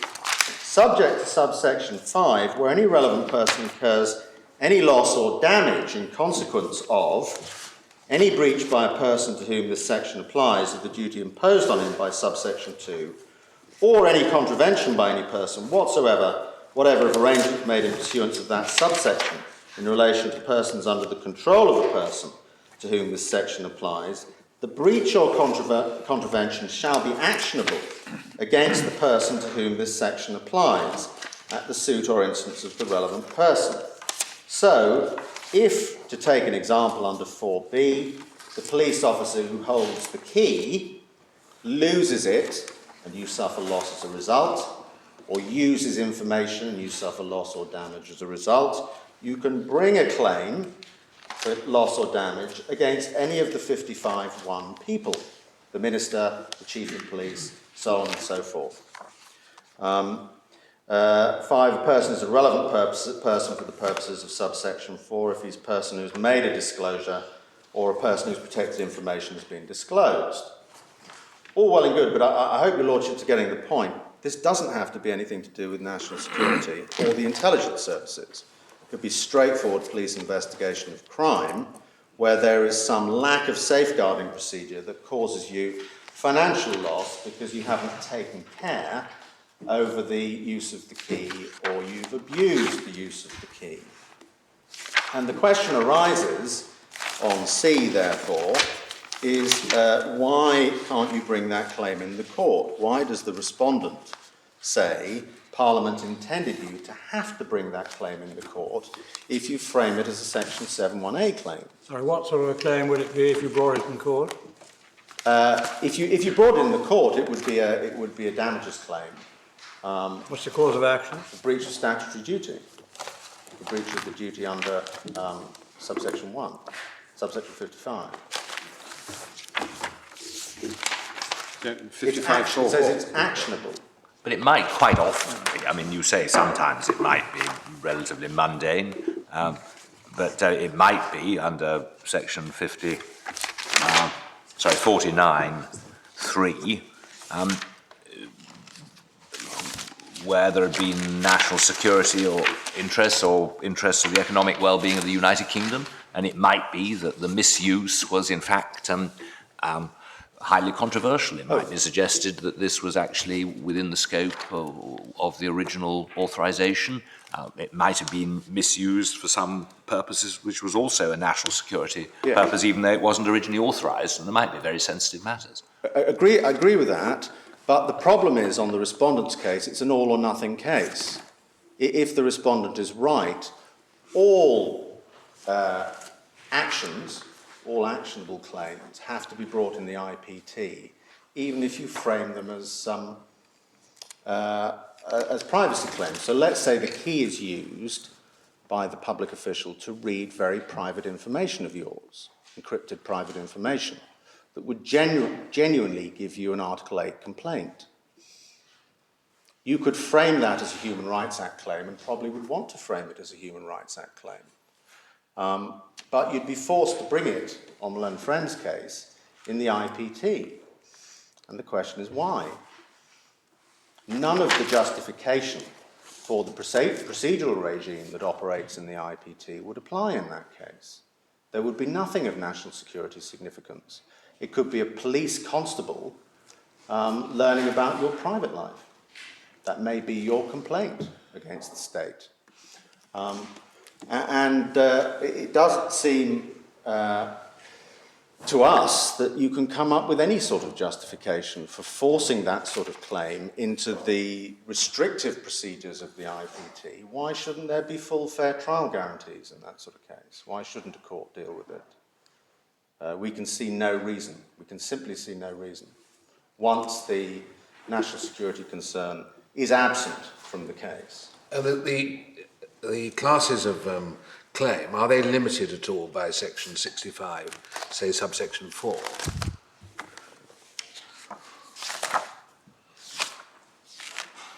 Bear with me.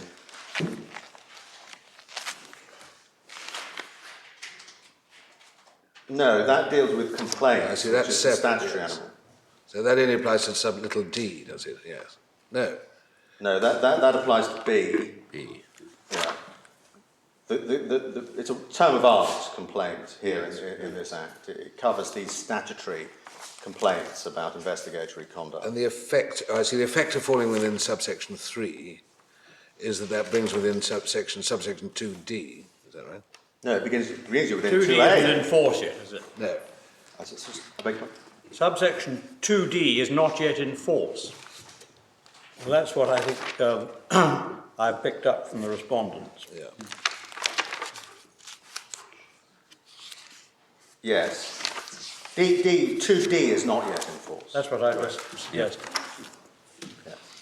But I'm not concerned with 2D in this submission. It's 2A read with 3 that I'm concerned with. I apologise. In response to my friend Dr. Mark. Yeah, no, D isn't in force. But the same point can be made about 3D as well. We're now a long way from intelligence services or national security, and this is a bit of a complicated statutory route to travel, but I'll try and track it by way of an example, if I may. What's covered under D are proceedings relating to the taking place in any challengeable circumstances of any conduct falling within 5. So you go to 5, and you see that subject to subsection 6, challengeable conduct is conduct whenever it occurred, which is, yes, A, conduct by or on behalf of the intelligence services, but also, to take an example C, conduct to which Chapter 2 of Part 1 applies. Chapter 2 of Part 1 deals with the acquisition and disclosure of communications data. It's not the interception of the communication. It's dealt with in Part 1, and the Secretary of State must give a warrant for that. This is the surrounding data to communications. So the police can ask, as I understand it, the internet service provider, was an email sent by the suspect to this email address on such and such a date? Data surrounding the communication that's held by a third person. It's also very commonly mobile phone calls. The police often go to the suspect's mobile phone company. X had a road accident at this time. Was he making a call? Yes, exactly. Or a burglary carried out at such a time? Was the burglar apprehended in contact with anybody else the preceding half hour? Yes. Yeah. And then D, other conduct to which Part 2 applies. The other conduct to which Part 2 applies is surveillance, which, as my lords may know, is either directed or intrusive surveillance. Directed surveillance doesn't look into your home or your car. Intrusive surveillance does, and there's a stricter authorisation regime for that. But directed surveillance can be following you down the street, or looking at what you're doing in a hotel room or something, provided it's not your home or your car. It's directed surveillance.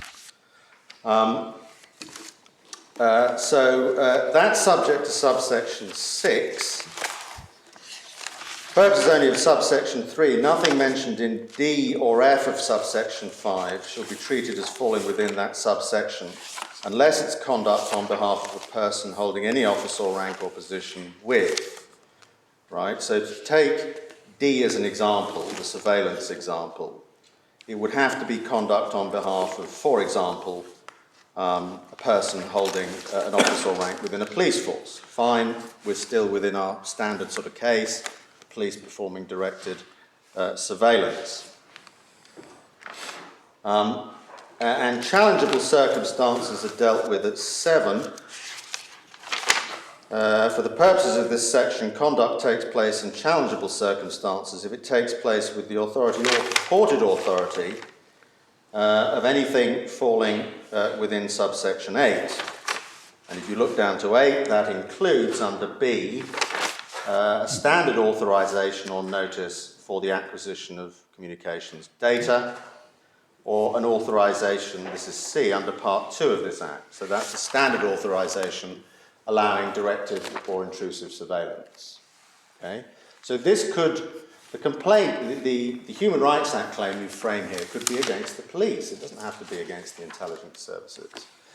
So to take rather an extreme example, supposing you are having an affair with your mistress in a hotel room and your complaint is that the police officer got authority to conduct directed surveillance and learnt about all your private life that went on in the hotel room because he listened into it, and that there was absolutely no justification under Article 8.2 for that intrusion into your privacy. You weren't doing a drug deal in there, you weren't conspiring to commit a crime. You could bring your Human Rights Act claim in that way, and if my learned friend is right, you'd be forced to bring it in the IPT, which is the point at which you realise how absurd his construction is and how hard one ought to fight to avoid it. There is no reason whatsoever why a claim like that against the police about interference with your Article 8 rights through some police-directed surveillance or finding out what phone calls you made should be brought in the IPT, should have to be brought in the IPT. Whereas we know you're lucky to get disclosure of the other side's case. There's no cross-examination of witnesses. I mean, one would have thought in that sort of case, you'd want to put the police officers in the witness box and cross-examine them as to why they gave authority for the surveillance. But there's no issue of national security. Well, they might presumably give some excuse which suggested, maybe under misapprehension, that there was some issue of national security. I mean, one assumes they weren't doing a sort of a prurient exercise for nothing. No, absolutely. But it would be much more likely that the complaint would be that the officer of the PC or the DC or the DS applying for the authority was investigating a drugs case or something and saying, you know, that you were going into the hotel room to do a drug deal or to do some other act which was part of a criminal conspiracy. That would be a much likelier scenario if your complaint was just against the police in relation to the investigation of crime. But I mean, you think it's more obvious, you think it's obvious, is it, that that's much better done by judicial review with discovery and cross-examination, all these things that you don't usually have in judicial review, but is that how you would rather it was done? Well, you don't, all that Rule 711 it says is that any court has jurisdiction over that complaint. Well, where would you want this litigated?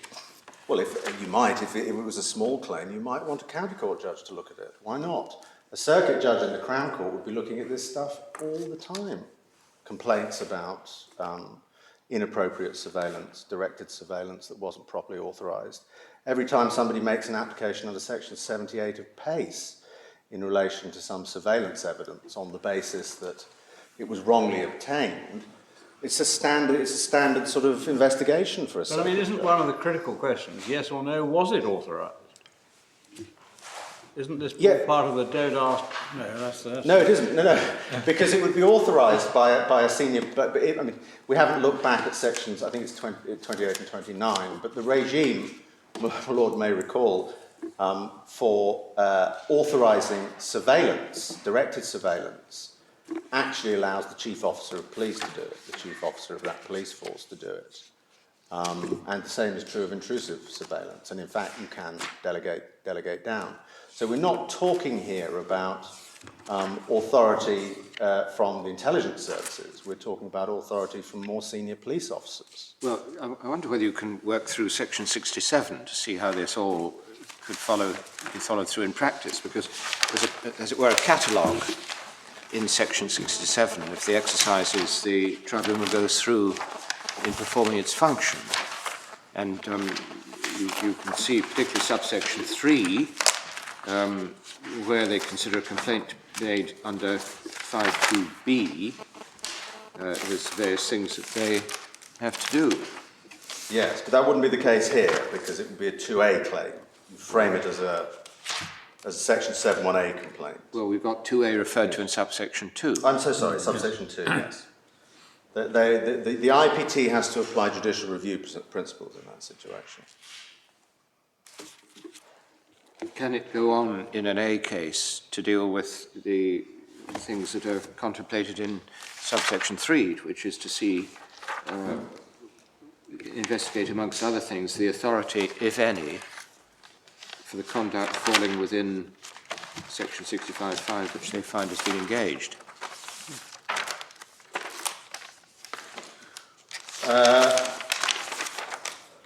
I think that area of its how it tackles the fact finding in the case it's open to them to look at the facts and the assessment under the convention in any way it wants, subject to the things that it can't do and the things that it is constrained in relation to. And so in the Act, what you get, for example, in subsection 7, is it can award any compensation or make any order, but subsection 8, it can't be appealed or judicially reviewed. Well, immediately then you can see the absurdity of this. So my man in the hotel room is unhappy about the adjudication of the IPT on his Article 8 claim, which has been forced into the IPT, as we understand it, on the Respondent's claim. And that's the end of it. There's finality. Well, why should there be finality in that case if there's an error of law or if my hypothetical complainant wants to appeal or judicially review? Then in section 68, you get the restrictions on the procedure. 68.1, I think, was the point I was on with my Lord Hope.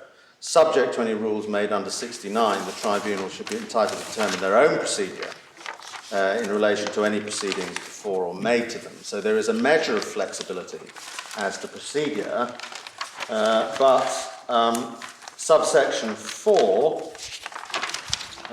subject to any rules for the IPT, all you can say at the determination of the claim is either they've made a determination in favour of the complainant or no determination has been made in his favour. Now, there are no rules mitigating the effect of 4B. So if my man in the hotel room loses in front of the IPT, he's just told that. He's just told you've lost your Article 8 claim. Don't give me a reason. Why? Why is it necessary to impose that sort of restriction on a claim of that sort? And then you get at 6 and 7 the duty to disclose material on Crown officials. At 69, the power to make rules. The shopping list of things in subsection 2 that the rules may cover. And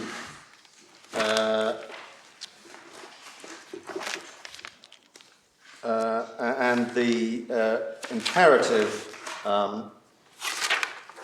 at 69.6, that and this is respected in the rules, as we've seen, that 6B needs to clear that information is not disclosed to an extent or in a manner that is contrary to the public interest, and so on and so forth. So that's the protection for the not confirm, not deny policy. The rules must respect that, and they do. But you don't really need to get far further than the no reasons if you lose and no appeal or judicial review to see how odd the outcome is in the example that I've given. It is, or would be, a fairly standard sort of privacy complaint against a state agency, against the police, about a wrongful intrusion into your private information, what you were doing in the hotel room. No national security implications at all. Yet, that would still fall under 65(2)(a) and 3. I mean, this Act's been operating some years, and presumably that's how it's been working. Well, it actually has, there's a case called Civ versus the police, which is in the bundle, which we could perhaps have a look at after lunch, because it's an interesting case. It was a police officer who was claiming an injury award under the police pension scheme, and the police authority that would be liable to pay it did what a lot of defendants do in personal injury claims, which is to see whether he was doing the gardening, whether he was as badly injured as he claimed to be, by looking at him on his own premises in his back garden. And he brought his claim in the tribunal. He complained about that surveillance for those purposes. And the tribunal said, I'm paraphrasing, well, it isn't really the sort of case that we should have jurisdiction over. It's not to do with the core functions under REPA of investigatory powers. And they obviously saw a very big problem in the width of the Act. I mean, there are a number of respects, with respect to Parliament, in which this really hasn't necessarily been thought through at its outer edges. What does the tribunal do? I think they decline jurisdiction. They decline jurisdiction. Which number is in the authorities is that? Maybe 6. Right. C. AV, yes. Volume 1, 6. Yes, thank you. What they said is, I mean, whether this was right or not is another matter. What they said is, look, this really isn't directed surveillance within the meaning of REPA. This is something else. You're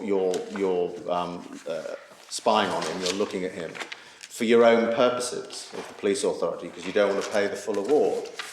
But whether that's correct or not, I've got my doubts. I mean, I just think it was a pragmatic decision that it wasn't really the sort of thing that the Act had in mind.